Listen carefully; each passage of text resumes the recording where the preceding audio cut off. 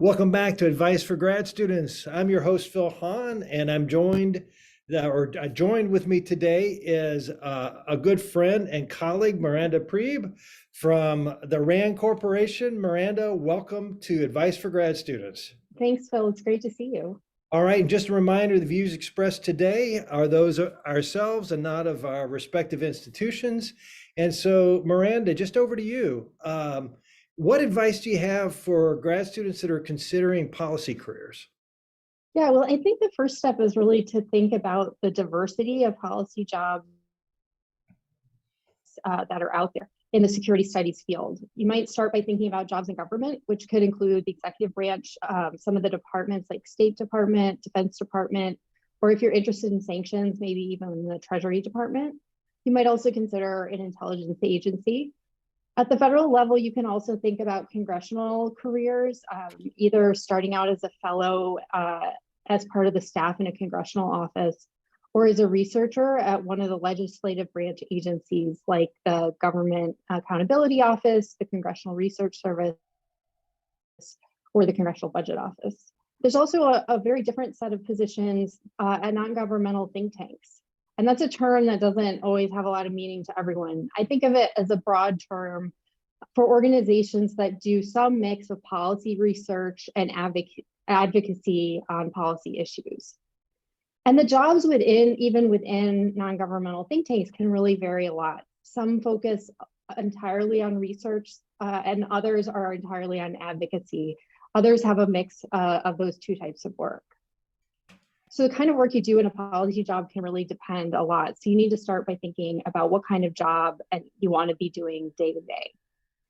I'm speaking primarily from my own experience, which has been on the research side of policy jobs, but I'll try to mention a few things that might differ between policy jobs in general and how they compare to academia. So one of the differences is in a research-oriented policy job is that your job is full-time research. You might, if you like, decide to teach on the side and do something in the evening at a local university, but for the most part, your job is going to be 100% research rather than in the classroom. Another difference between policy jobs and academic jobs is the type of work, the type of actual research that you might be trying to do. So some of the issues might overlap. You might do literature reviews, you might do new data analysis or qualitative case studies, but often the questions start from a policy problem. So that means that you might not start with the latest and greatest method. You might have to choose a method that just works for that policy question. So while the research that you do in a policy organization might relate to academic work, it can also differ in some of those dimensions. Another way that policy jobs can sometimes differ is that you might have more of an opportunity to work on teams depending on what organization you're a part of. There's certainly some think tanks where you might be more of an individual scholar, but other think tanks can even build interdisciplinary teams, and certainly in government, you might be working with lots of different teams on different initiatives and projects. Another difference between academia and policy jobs is the funding sources. There is some overlap in the kinds of foundations that might fund academic research and think tanks, but you'll also face different kinds of research projects and different research ethics questions related to other kinds of sponsors. You could have government projects, often wealthy individuals will donate to non-governmental organizations, and foreign governments often fund non-governmental organizations as well. So that can present new opportunities to do really interesting research that you might not do in academia, but it can also create different dynamics. For example, your sponsors might be interested in more frequent updates than you might do when you're in an academic job. And then, just on that topic of having sponsors, that's a big difference between academia and policy-related research, which is that, as I mentioned, you might be briefing your sponsors more often, but often it means that sponsors have more say over the questions that you ask. For example, if you're doing government work or foundation work, they might not be as free-flowing as the work you might do as a professor. But on the flip side of that, it means that you're always moving with the latest policy issues. So the topics can change often, which can be challenging, but really fun. It can be great to be able to shift in new directions that you never expected, just to be able to speak to the questions that are right in the forefront of policymakers' minds. So the final question you might have is, how do you get a policy job? And there's no one answer. As I started at the beginning, there's lots of differences among them. You know, a government job might have a very formal application process, whereas, you know, a think tank, you know, might have a formal application process, but also have a lot of networking involved in getting the job. But generally, during your graduate career, you want to do great work no matter what. You want to prove that you have the expertise that someone in a policy organization is going to be looking for. But you also want to show that you have interest in policy questions. And that means being able to frame your research in terms of the kind of questions that it can inform, and maybe even being able to speak to how your findings can apply to policy questions that policymakers are making today, or are examining today, I should say. All right. Well, so you have answered the 4 questions in a row that I had written down here. So I'm going to go to a different question, Sure. which is, why would an MIT grad student want to have a policy job? Yeah, The that's a real great advantages. question. Yeah, it's got a lot of different trade-offs. You know, for me, I like the ability to feel like the work that I'm doing is related to the questions that are most important on the national agenda.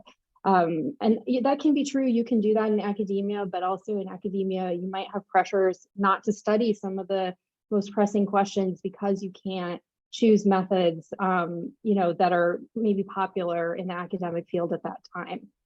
In policy research, we always want to choose the best methods available and stay, you know, at the edge of our field. But we also have to sometimes answer questions where we have to be more creative and think about different approaches that might be popular in a field. All right, and then you mentioned briefly about in grad school the type of research, but what have you found to be most different about your research than what you did as a graduate student? You mentioned the teamwork a little bit, but is there any other things that have really that shape the type of research you do that's different? Yeah, one of the biggest things is thinking about how I approach the literature. When you're in graduate school and you're reviewing the literature, you're often trying to assemble findings across from analysis across states. So you're trying to understand, what is generally the effect between the association between past action and future credibility, just to give one example. And to try to understand the literature, you'll probably synthesize quantitative work on that question, which looks across countries, and qualitative work that does case studies across countries, and quantitative work that obviously uses data from across many countries. But what's the most important part of my job is asking, how do I translate the analysis? How do I translate those findings that are average effects across many countries to the particular policy question that the United States faces today? So I always have to ask, does this finding apply to, for example, the most powerful state in the system, like the United States, right? So often the way I approach the literature is thinking not just what does the literature find on average, but how do I apply that to the unique situation that the United States faces? Okay, and we have time for one more question. So the question that I have is more practical for a grad student. Like a grad student's first year has a couple of summers available. What advice would you give them to be able to get a little bit more sense of what policy-related research could be like before they have to make that critical decision? Yeah, well, obviously a lot of organizations in Washington offer summer internships, and that can be a great way to kind of dip your toe in the water to understand what that organization is like, how the research differs from the kind of work you want to do. And especially, I've been talking mostly about policy research jobs, but especially if you're interested in, a staff position or something that goes further away from the research component and more towards, the policy implementation or policy development component. You might want to try to get an internship in a government job, or even to just meet with people when you have a break, come to Washington, or in order to talk to people about what their day-to-day job is like. A lot of SSP alumni, I'm sure, would be happy to talk to MIT graduate students. All right, well, that's fantastic. That's all the time we have today. And I just want to thank Miranda for taking the time to come out and talk to Advice for Grad Students. Thanks, Phil.